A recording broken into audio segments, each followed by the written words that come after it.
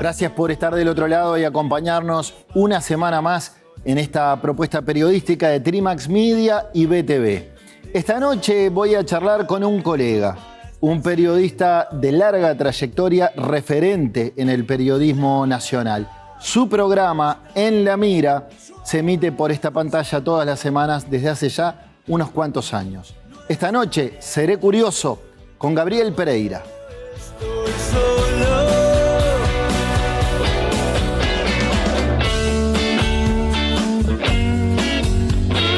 Gabriel, buenas noches. Gustazo tenerte por acá. Gracias, Checho, por invitarme.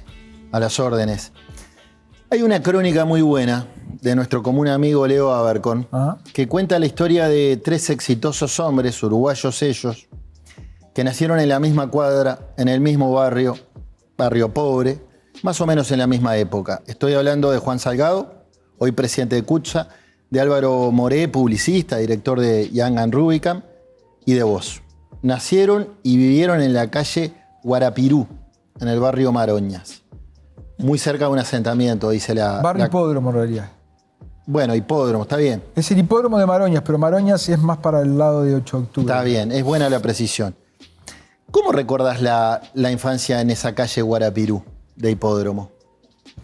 Y creo que nunca fui más feliz en mi vida. ¿Ah, sí? Y la infancia... Por eso a mí me duele tanto la infancia en general, ¿no? Porque pienso que hay montones de pibes que están perdiendo o están pasando mal la etapa más feliz que uno tiene, digamos, ¿no? Es cierto que cuando uno tiene carencias, pero no son extremas, ¿no? Uno es pibe y va para adelante. No lo ve, no se y ve quizá no toma la magnitud de las cosas. Exacto, no vive en ese estado de pensamiento. Pero es un barrio como cualquiera, digamos, ¿no? El fútbol era todo, o casi todo, digamos. Pero vivías en un entorno de pobreza digna, diríamos, o llegaste a pasar hambre, frío, no tanto. A ver, no, digamos, nosotros vivíamos todavía en la zona donde había casas de material. El Cante arrancaba 3 cuadras más abajo. Bien. Algunas noches me fui a la cama con 2 tortas fritas y un mate cocido, por decirte algo. Y tenía championes que tenía un callo en la planta del pie porque se me gastaba el cartón y lo cambiaba, pero el callo seguía ahí. Ese tipo de cosas, digamos, ¿no? Eran momentos bravos, pero los recuerdo y los sigo recordando con mucha felicidad. Sé que a los 19 años fuiste cronista parlamentario del semanario Las Bases. Antes de eso, ¿tuviste que salir a laburar? ¿Hiciste otras cosas antes de incursionar en periodismo? De todo. Bueno, eran 19 años ya. A los 13 años, 12 años limpiaba mates en una fábrica.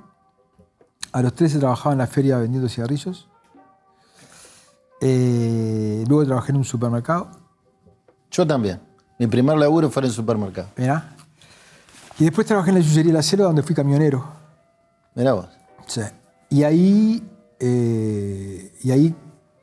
me dejaba el camión, me bañaba, me iba por el Parlamento. Y decime una cosa, ¿había una vocación latente o el periodismo fue un laburo más que se te cruzó?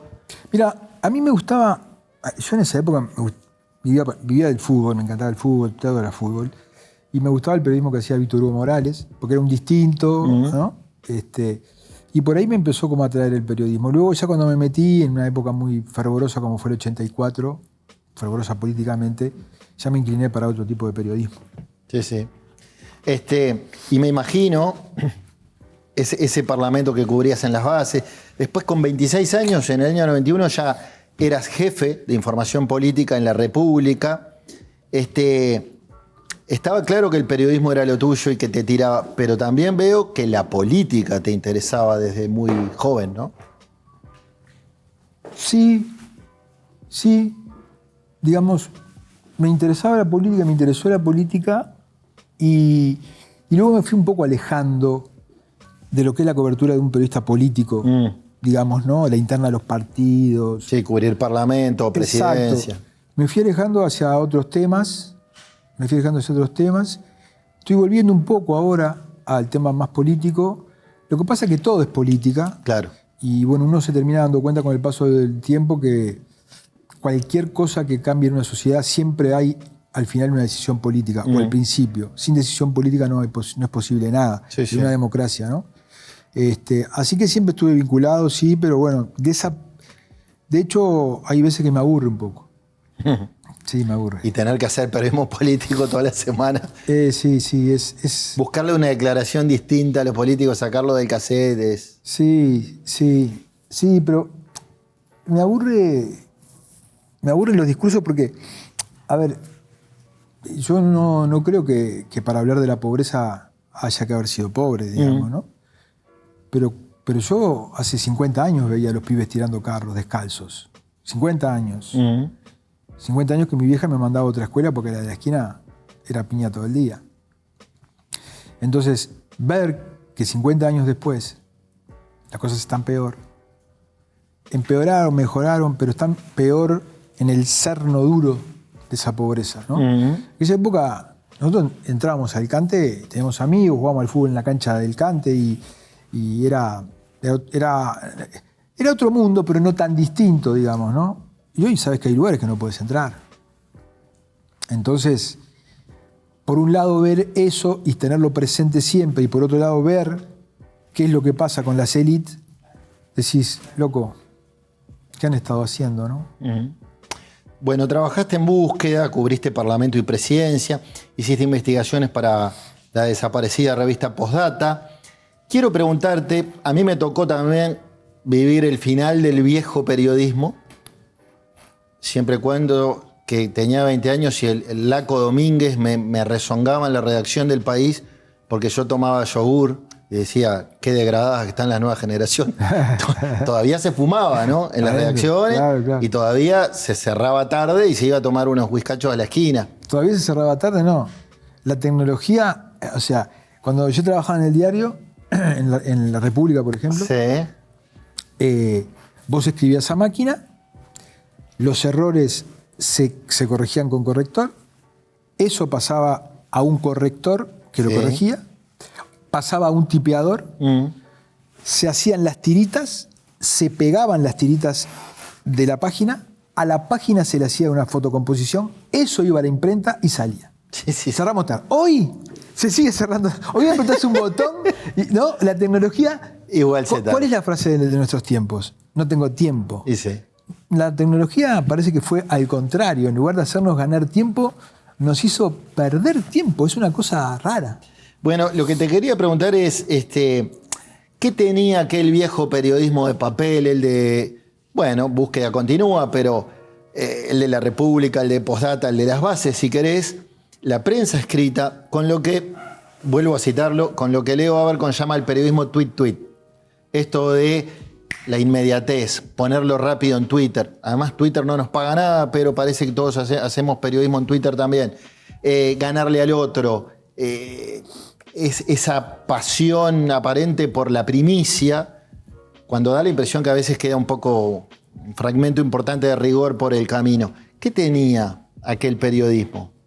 Bueno, por lo pronto no tenía las redes sociales. O sea, si aquel hubiera tenido las redes sociales, no sabemos cómo hubiera sido. Sí. O sea, este es así porque tenemos las redes sociales. Sin duda. Yo creo que había en algunos periodistas una... de hecho, yo soy formado en una academia privada, pero no, en aquella época no había carreras de comunicación. Licenciaturas. No había licenciatura. Había una formación más universalista. Había un mayor gusto por la escritura, quizá, producto de eso. Quizás se leía más. Pero no, para nada endioso el periodismo del pasado, ¿eh? No creo que este periodismo de hoy sea ni mucho peor ni mucho mejor que aquel. Sinceramente lo pienso. Creo que el material humano que sale está más formado, pasa por universidades, viene con una cabeza fresca. Ya no hay estos diarios donde te metían familiares ¿no? Tal. Es verdad. Sigue habiendo diarios que sí, pero bueno. No le noto. Yo creo que las cosas que se podían hacer antes se pueden hacer ahora.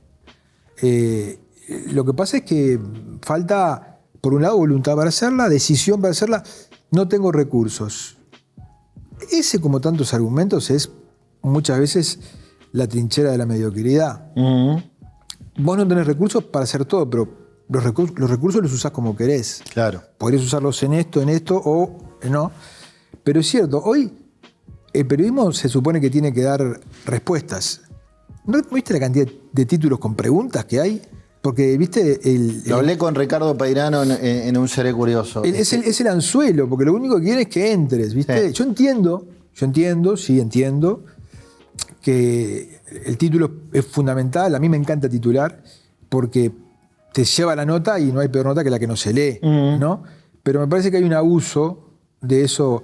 ¿Qué dijo Checho sobre fulano? Claro. ¿No? O sea, no, antes no se usaba. No, y después entrás y encontrás lo que fuiste a buscar en el 6º párrafo. Bueno, está. Eso, yo creo que el concepto de la pirámide invertida le hizo muy mal al periodismo escrito. Mirá vos. Sí. Yo creo que cuando yo di clases en la Universidad Ort y yo les decía a los muchachos, a la pirámide invertida hay que aprenderla. La pirámide invertida es el qué, para después de formarla, qué, ¿no? quién, cómo, cuándo y dónde en el primer párrafo, ¿no? Sí. O sea, la pirámide invertida surgió en los Estados Unidos durante la Guerra de Secesión porque como los telégrafos Se cortaban, los periodistas hacían fila y transmitían la información. Era una cuestión de tiempo. Sí. Mientras que los diarios jugaban con el espacio. Claro. Entonces estábamos trasladando una herramienta que jugaba con el tiempo a una con el espacio. Y si bien la gente no sabe lo que es la pirámide invertida, el lector de diario empezó a acostumbrarse que en los primeros 2 párrafos tenía todo. Y después era contexto y ya se iba. Y nosotros lo que debimos hacer es obligar al lector a seguir leyendo y no quedarse en el primer párrafo. Sí. Irlo invitando párrafo a párrafo a que vaya avanzando. Yo creo Tomás Lin decía, y hasta darle un premio en el remate. Total. Ponerle algo interesante en el remate por haberse quedado hasta el final de la nota. Total. Marcelo Helen decía, los comienzos, los finales son tan importantes como el comienzo. Y sí, claro. No solo el periodismo cambió, porque, a ver, un poco lo repasábamos ahora, la sociedad toda cambió, el mundo cambió, la política también se cambió. Hoy se chicanean en Twitter, ese cruce de calificaciones, inmediatamente es un titular, es una nota. Fulano le dijo esto en Twitter al otro y el otro contestó. Antes una interpelación parlamentaria podía terminar en que un ministro se fuera. El Parlamento era un escenario de discusiones profundas. ¿Estoy muy romántico o era así? No, era así. Era así. Yo creo que un problema que tiene la política es que en algún punto sigue funcionando con los ritmos de la revolución industrial y estamos en la época de la revolución tecnológica. Y el problema de la revolución tecnológica es que todo, como vos decís, es todo ya, todo a un clic, todo ya. Y para construir civilidad y para construir democracia se necesita diálogo. Y para dialogar se necesita tiempo. Y si no tenemos tiempo, no tenemos diálogo, entonces no se cultiva el diálogo, porque además es cierto que los tiempos apremian en la política, porque hay que hacer cosas rápido, ¿no? Pero eso no implica no fomentar el diálogo. Yo planteaba la otra vez que, ¿por qué razón en la ley de la Corte Electoral que dice que los candidatos una semana antes tienen que debatir, no cambian el concepto de debatir y ponen dialogar? Está bueno. ¿No? Una semana antes tienen que dialogar y se sientan así como estamos vos y yo y cultivan el diálogo. Porque estamos perdiendo eso, estamos perdiendo el diálogo, estamos perdiendo el contacto con el otro, estamos perdiendo la capacidad de entablar una conversación que es de donde surgen las posibilidades de que yo me pueda entender contigo, de que, en fin. Pero mirá qué curioso, porque justamente diálogo debe ser una de las palabras más usadas, hasta bastardeadas, te diría, de cara entre la primera vuelta del balotaje. Jugaban una pulseada a ver cuál de los dos, Delgado u Orsi, era más dialoguista, más acuerdista. Sí. Y decían entender el mandato de la gente que no determinó mayorías parlamentarias, ¿no? Sí. Nada, me quedo con eso. El Observador fue tu casa durante 19 años. Vos fuiste 8 años jefe de Nacionales, política, le digo a la gente, 11 años secretario de redacción. ¿Cuán estresante es ser secretario de redacción de un diario de tirada nacional en este país? Porque yo vi de cerca en El País a mis secretarios de redacción y bueno, me imagino una tarea de gran responsabilidad donde hay horario de entrada pero no hay horario de salida. Pero vos lo viviste en carne propia durante unos cuantos años. Y bueno, obviamente siempre tenés gente que te ayuda porque no podés leer todo el diario, ¿no? El tema conmigo es que Claudio Paulillo me decía, loco, si vos querés ser jefe, tenés que ser jefe y dejar de ser periodista. Y yo no lo hacía. Yo quería conseguir el título de tapa todos los días, aunque fuera secretario de redacción. De hecho, a veces delegaba y me metía en una noticia. Y creo que hice bien. Porque... La vocación te llevaba hacia ahí. Claro, porque periodista... El fuego interno. Voy a ¿no? ser siempre, y secretario de redacción fui ahí, digamos, ¿no? Pero es una tarea linda porque te da el poder de esto, de decir, bueno, nos enfocamos en aquello, armamos un equipo con gente de todas las secciones. Y también alguno te decía, no, pero me está sacando uno. Y yo le decía, pero imagínate que se enfermó. Si se hubiera enfermado, salía de la sección o no salía. Bueno, se te enfermó, está con gripe, pasa para el equipo aquí. Está bien. Pero es estresante, son jornadas largas. La verdad que sí, el diario, digamos, yo hoy no volvería, creo. No volvería. Pero fue la etapa más intensa, más interesante, donde más periodista me sentí. Muy bien. Estamos charlando con Gabriel Pereira en la noche de Seré Curioso. Ya venimos.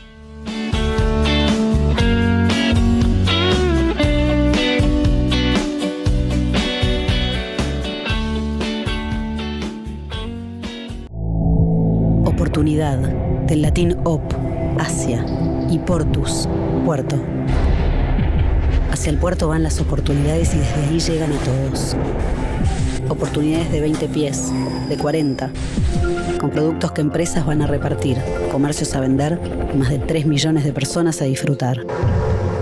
Otras que viajan el mundo en botellas de tanat, cortes de res o granos de arroz. También en cada carga que llega y sigue hacia otros países van oportunidades para el nuestro. Oportunidad es estar frente a algo bueno. Hoy tenemos la oportunidad de convertirnos en una gran puerta de entrada y salida del continente y pasar de ser un puerto modelo a ser un puerto hub regional. Estamos trabajando para ampliar la terminal Cuenca del Plata y sumando infraestructura para estar a la altura de los principales puertos del mundo, para recibir barcos de cualquier tamaño y bandera y así seguir generando oportunidades que queden acá. Terminal Cuenca del Plata.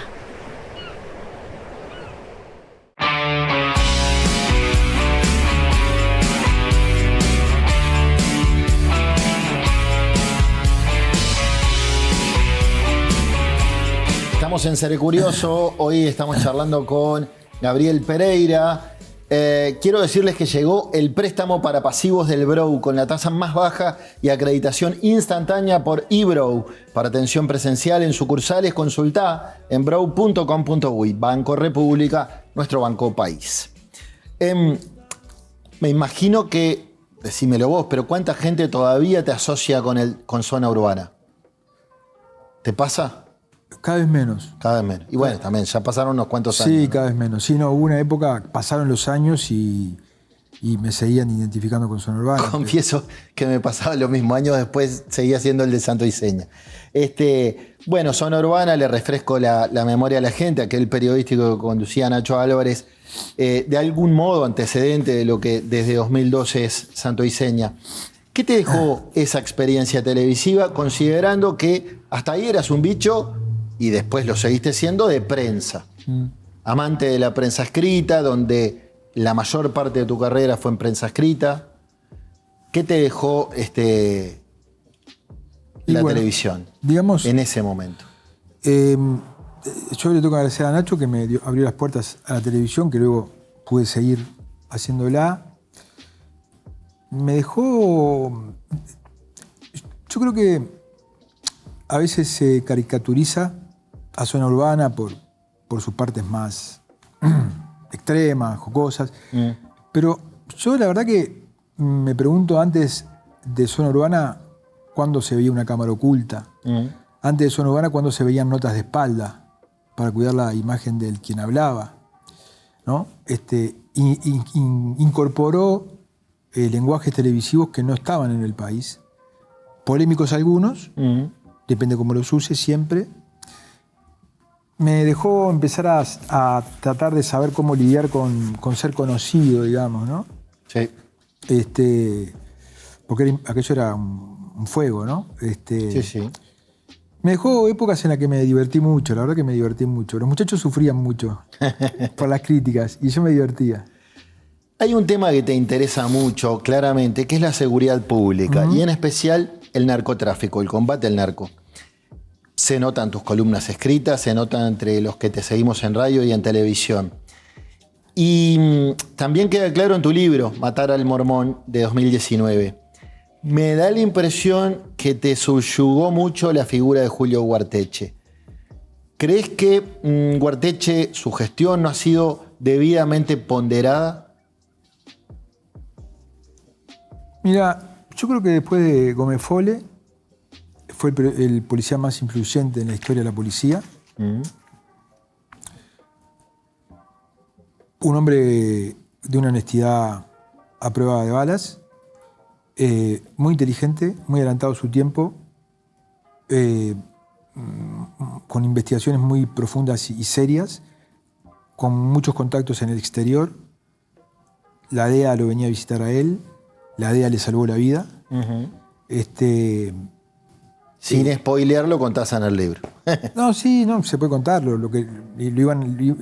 Había un narcotraficante que había contratado 2 sicarios extranjeros para ponerle un coche bomba y esa organización tenía un infiltrado de la DEA que se lo advirtió y le ofreció matar al jefe del grupo. Él se negó a que lo mataran. Con los años cayó preso y pudo hablar con él.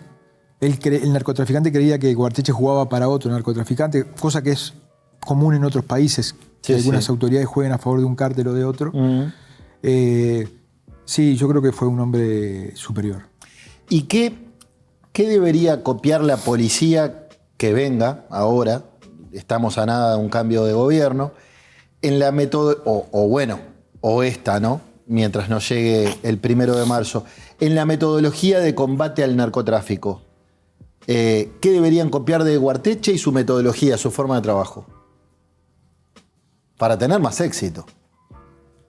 Lo que pasa que, digamos, ¿tuvo éxito Guarteche en la lucha contra el narcotráfico? Buenas y malas, ¿no? Yo creo que es una guerra perdida. O sea, cualquier estratega militar que haya estudiado en academias, vos le planteás el escenario.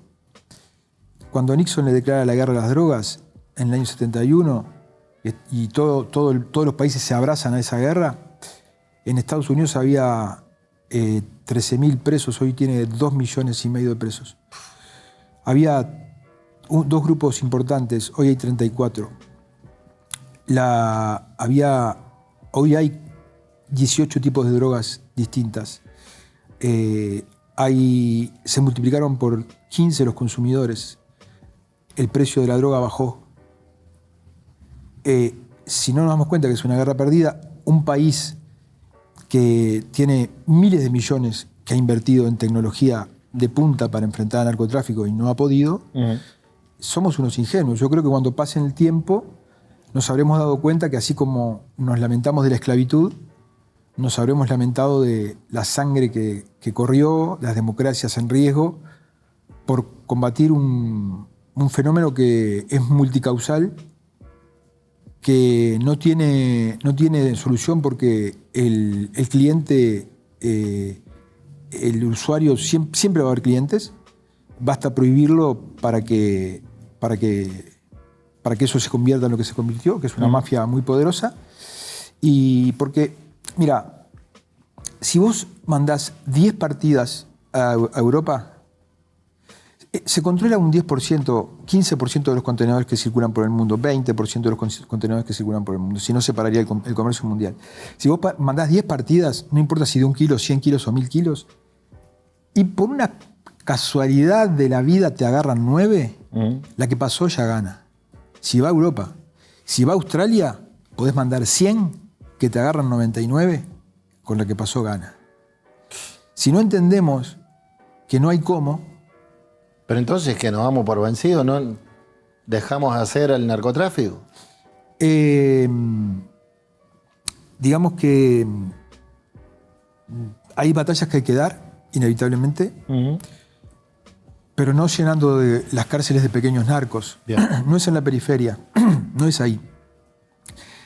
Ese es el crimen desorganizado que tenemos. Si tuviéramos un crimen organizado no habría estas muertes que hay. Entiendo. Hay que darla en la frontera, hay que darla en el lavado de activos y hay que pensar dos cosas. Nosotros, la cocaína no compite con ningún producto de la industria nacional. Sí. El contrabando sí. Sin embargo, ¿cómo tratamos al contrabando? Con condescendencia.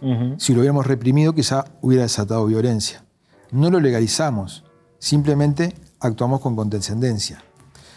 Y tenemos una legislación que no pena el consumo ni la tenencia, pero es represiva con la venta. Con la producción y el tráfico. Entonces, hay una legislación que está desbalanceada.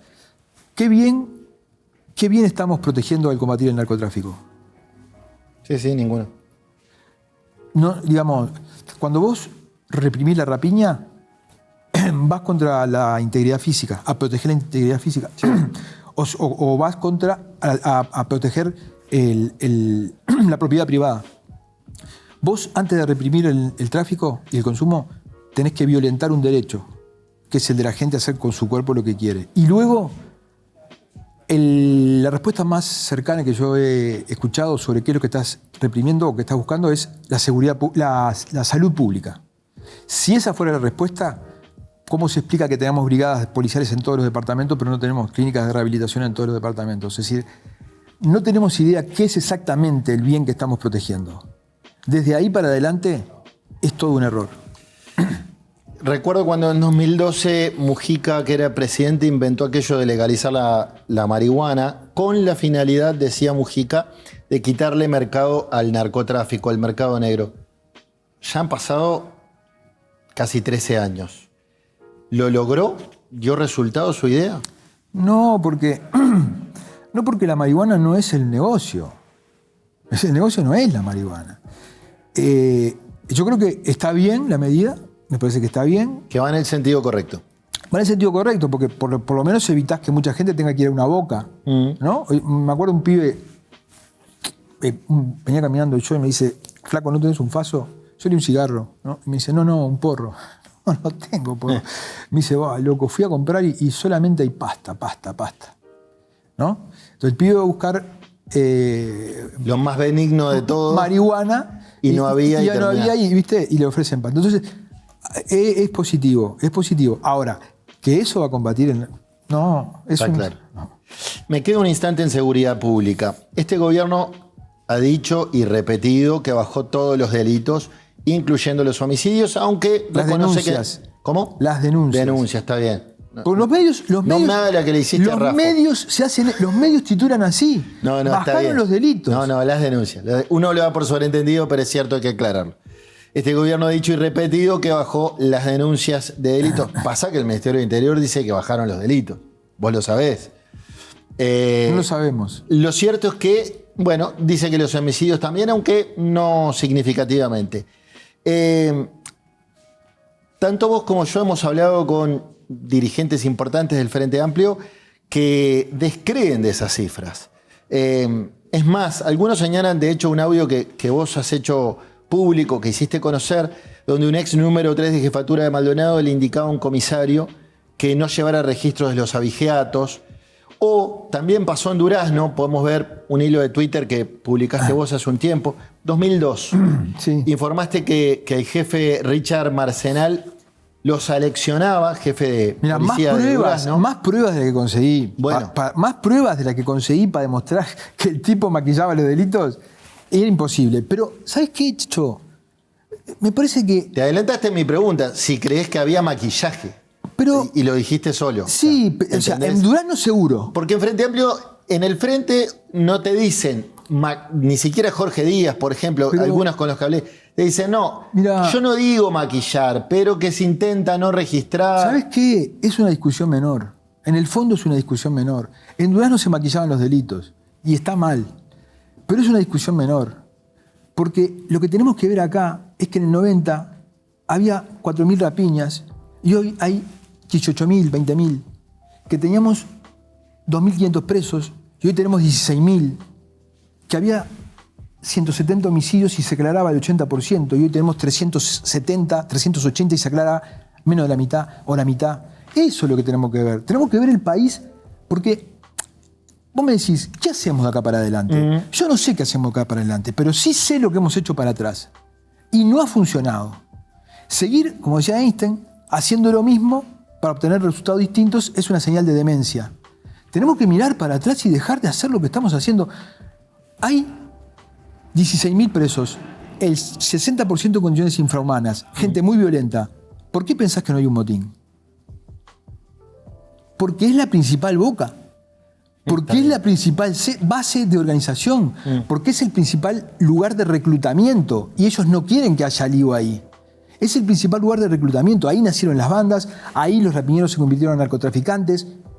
¿No nos damos cuenta? Sí, nos damos cuenta y no hacemos nada. Pero, mire, en campaña decía el oficialismo, si el Frente vuelve con Leal, Llayera y Carrera a gestionar la seguridad pública, estamos en el horno, porque fueron los padres del fracaso junto a Bonomi. Esto me lo dijeron unos cuantos. ¿Pero de qué fracaso? Doy por sentado que a vos también. Pero el fracaso no se le... Ninguno debería tener la vergüenza de atribuirle al otro el fracaso. Cuando hace 50 años que venimos fracasando. Acá lo que hay que asumir es que todos fracasaron. Todos fracasaron. Y atribuirle al otro es lo peor que puedes hacer. Es porque es deslindarte vos de una responsabilidad que te cae, es no ver la historia del país, es no tener idea de dónde está el origen de este problema. Es una barbaridad, la verdad. No resiste el menor análisis. ¿Y por qué te parece que en campaña se habló tan poco de la política carcelaria, de rehabilitación en las cárceles? Se habló. Se habló de bienestar animal, se habló de salud, hasta de salud mental se habló bastante. Pero, Checho, me parece bien. Este gobierno, pero del sistema carcelario nadie habló. Por primera vez este gobierno midió la reincidencia.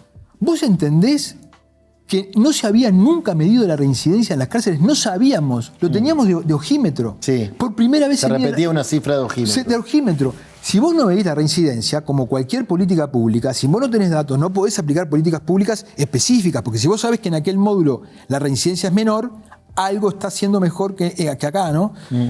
Hay que mirar las experiencias que están haciendo las iglesias, las ONGs, están trabajando mucho mejor que el Estado, están teniendo buenos resultados. Hay que tener un plan urgente de... Yo ya no digo de rehabilitación porque, como dijo Leal, hay gente que ya no es rehabilitable. Sí. ¿Y por qué cuesta tanto instrumentar? Es fácil decirlo, de hecho, casi te diría que es un término que se bastardea en campaña electoral, pero política de Estado. Esto tiene que ser política de Estado, esto tiene que ser... Todos están contestes en que el combate al narco en particular debería ser política de Estado, la educación debería ser política de Estado. ¿Por qué les cuesta tanto? Yo creo que porque, si no, ¿con qué me peleo contigo la próxima campaña? Es que se quedan, claro, en su ¿Con qué me peleo contigo? Si tenemos políticas similares. O sea, en un país como este, con los problemas claros que tenemos de fracaso tras fracaso tras fracaso, debería haber 4, 5, 6 temas sobre los que no debería... Así como no hay discusión sobre la política macroeconómica. Sí. Nadie sale a debatir si la inflación y el déficit. Nadie la debate, ¿verdad? Debaten matices. Sí, sí. Bueno, los demás temas deberían ser igual. Debatir matices en todo caso y que la discusión transcurra por otro lado.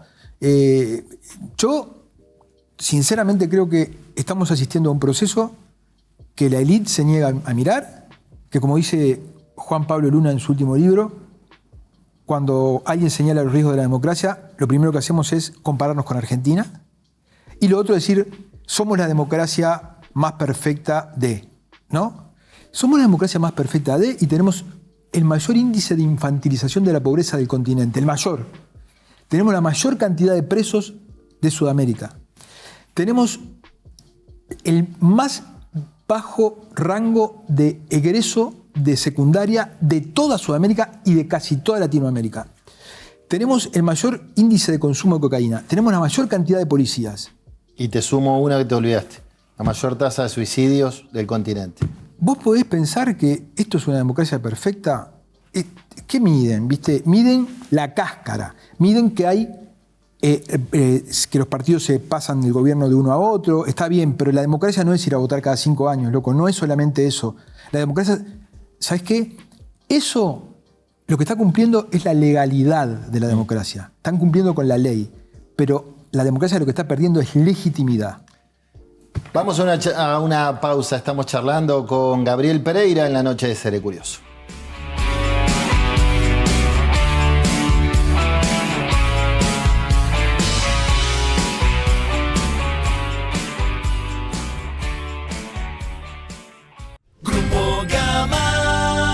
En Grupo Gama trabajamos para hacer la diferencia. Con responsabilidad, dándole valor a la vida. Y lo hacemos en familia, para las familias y las empresas del Uruguay.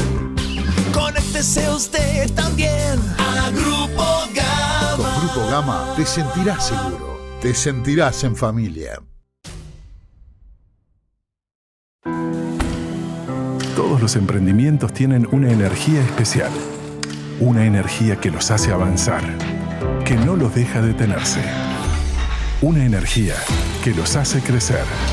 Para que esa energía emprendedora se potencie, en UTE lanzamos el Plan Inteligente para Pymes, que se le suma al de hogares. Un plan para que las empresas accedan a la energía eléctrica a un precio más conveniente y con garantía de ahorro. Si después de un año pagaste más que con la tarifa actual, te devolvemos la diferencia. Ingresá al simulador en ute.com.uy y pasate al Plan Inteligente para Pymes sin costo.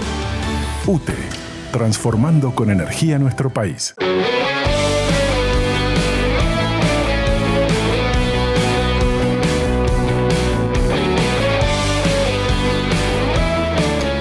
Hoy estamos charlando con un compañero de la casa de esta pantalla. Estamos charlando con Gabriel Pereira.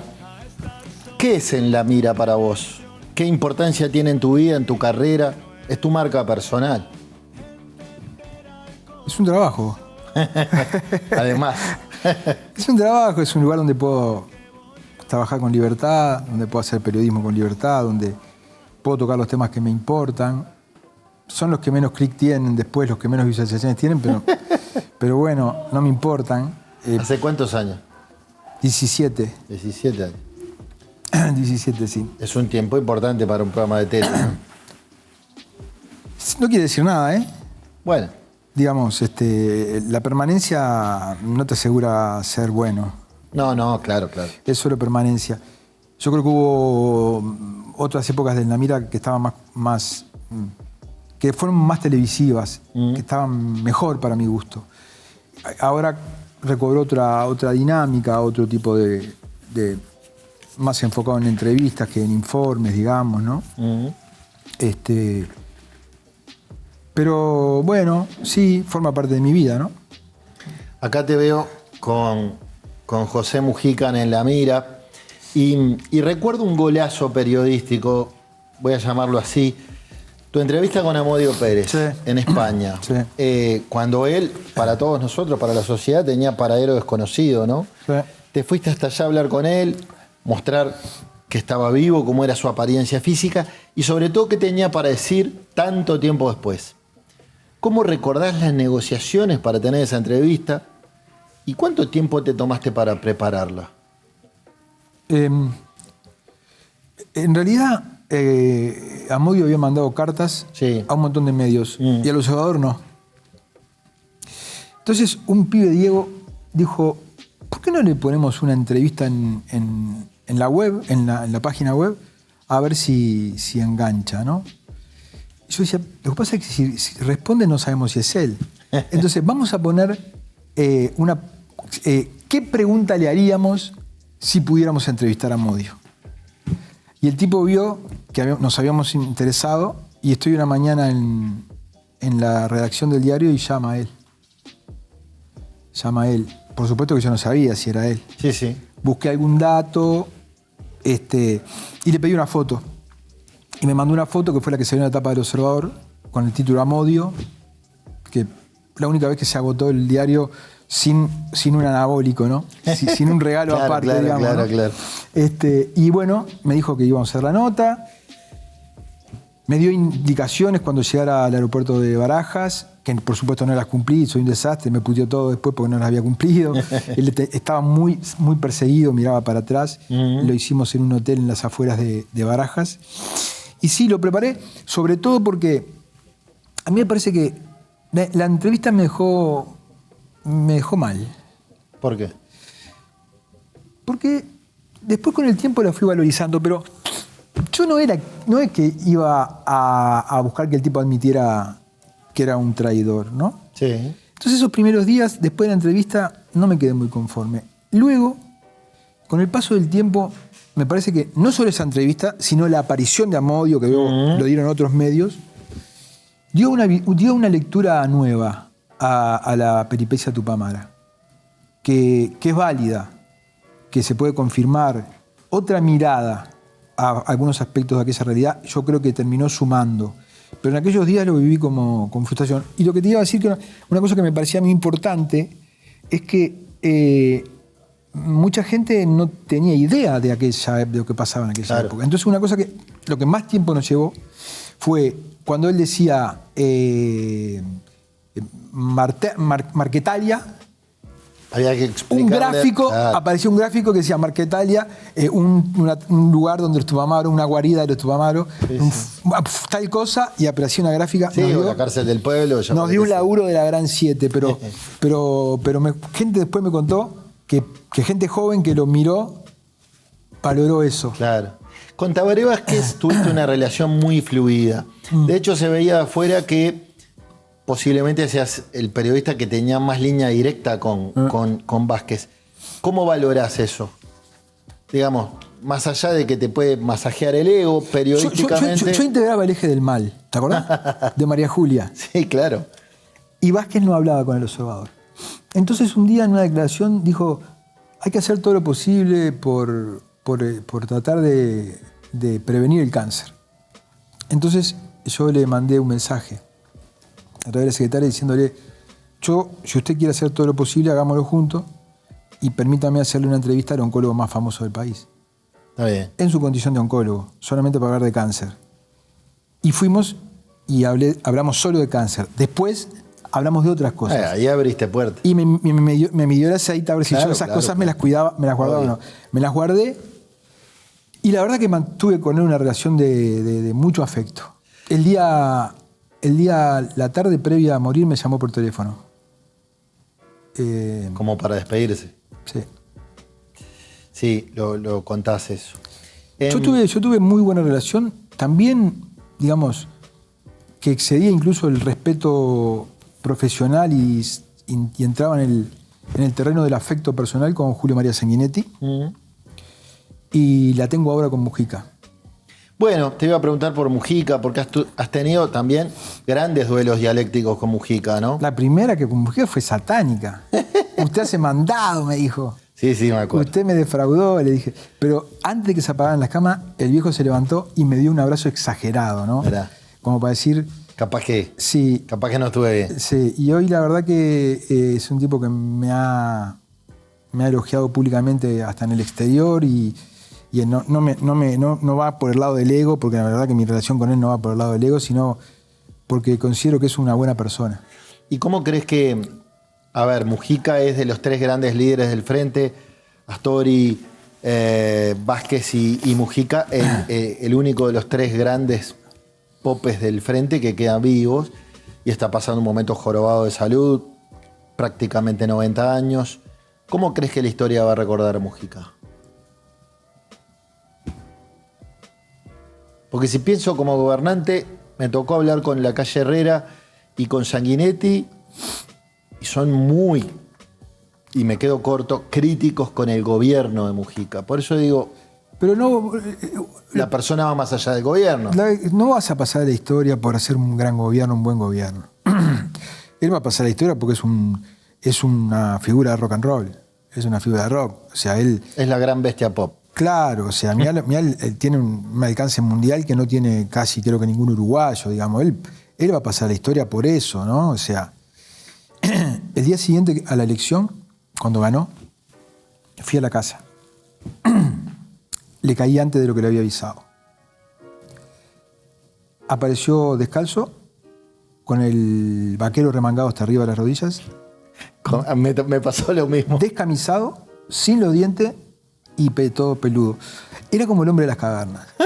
Y yo decía, ¿qué lo parió? ¿Qué país, no? Y qué cambio cultural. Y a la vez yo decía, ¿y por qué Mujica no va a ganar si un montón de gente es más parecida a él que al saco y a la corbata? Seguro. ¿No? O sea, era raro para la élite. Para la élite era raro, pero para la gente, Mujica está más cerca en sus maneras. Del uruguayo promedio. Del uruguayo promedio. Sí. Bueno, a propósito de Mujica, en 2022 junto a Alejandro Ferreiro hiciste un libro de conversaciones, así lo titulaste, entre Sanguinetti y Mujica. Un libro que hurga más en los matices dentro de las coincidencias que entre las diferencias que eran obvias, ¿no? Diferencias ideológicas. ¿Qué crees que logró el libro? Yo creo que tiene algunos contenidos interesantes, el elogio de Mujica a Adam Smith, sus coincidencias sobre esos temas, pero yo sé que alguna gente me dice, no, importa el contenido, yo me quedo con la señal. Sí. Con la señal de que dos tipos así, que fueron presidentes, se puedan sentar a conversar de una manera tan amable. Recuerdo... Hasta ir juntos a Buenos Aires a presentar el libro, por ejemplo. La primera vez que entraron a la editorial donde se hizo las notas, la conversación, iban del brazo. El portero, ¿viste la película Exorcista que le da vuelta a la cabeza? Sí. El portero no entendía. Hacía chilena. No entendía nada. Se vivieron momentos muy, muy interesantes, muy graciosos y a la vez muy afectuosos, ¿no? Que creo que es lo que nos va quedando del Uruguay y del pasado, ¿no? Bien, y antes de ir a la pausa, te quiero preguntar, bueno, por el otro lado, con el actual presidente, con Lacalle Pou, recuerdo una entrevista muy fuerte para la campaña de 2014. Cuando la busqué en internet no la encontré un tuit del Observador donde vos titulaste decías el entrevistado y yo, un entrevistado y yo, pero hice clic y no me deja entrar. La nota no está más disponible. Está disponible. Bueno, en La Mira está. Está bien. En el canal de La Mira está. No en esa web del Observador. ¿Qué explicabas ahí? Era como una explicación tras la entrevista con Lacalle. Yo pedí disculpas varias veces, a él personalmente y públicamente. ¿Por qué? Se me fue la moto. ¿Sí? Sí, se me recontra fue la moto. Se generó antes de la entrevista un ambiente de joda, digamos, ¿no? Que me empieza a pasar que los presidentes son más jóvenes que yo. Y cuando vinimos al aire, bueno, cuando dije nos vamos y volvemos con más Sanata, si el tipo se levantaba y se iba, estaba bien. ¿Y hoy cómo es tu relación con él? Es correcta. ¿Crees que hizo un buen gobierno? Creo que hizo un buen gobierno. Creo que hay aspectos en los que debió prestarse mucho más atención, como las políticas sociales. Vamos a la última pausa y cerramos esta charla con el colega Gabriel Pereira. Ya venimos.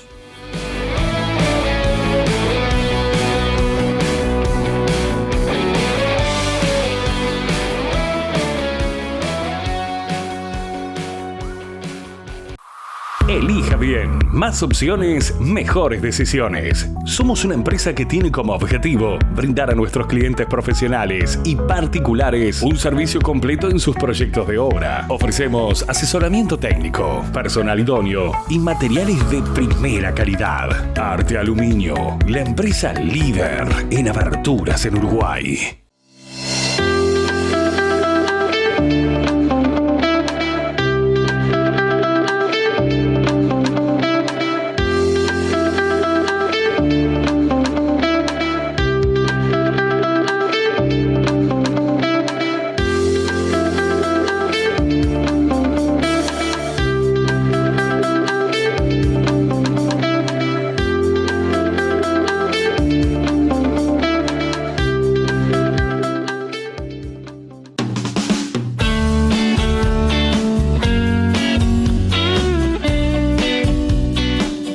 Esto que están viendo es el pack de vinos de Iber, gentileza de los amigos de Iber, que se va a llevar nuestro invitado de hoy, Gabriel Pereira. Gracias.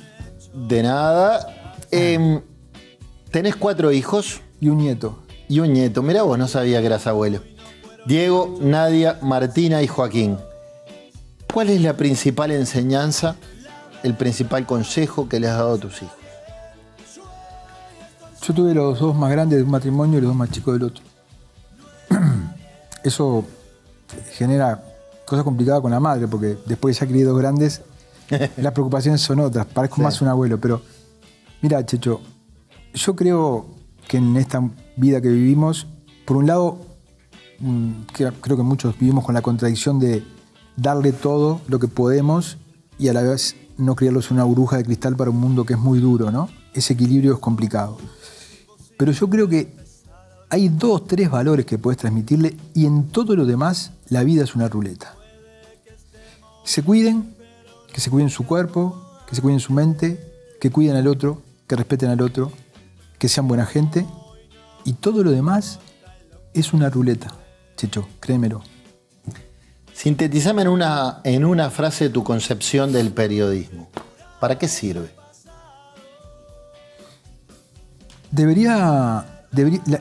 La información más importante debería ser aquella que es de servicio y que se ha perdido, se ha ido perdiendo. Es decir, aquella información que le sirve a la gente para tomar decisiones.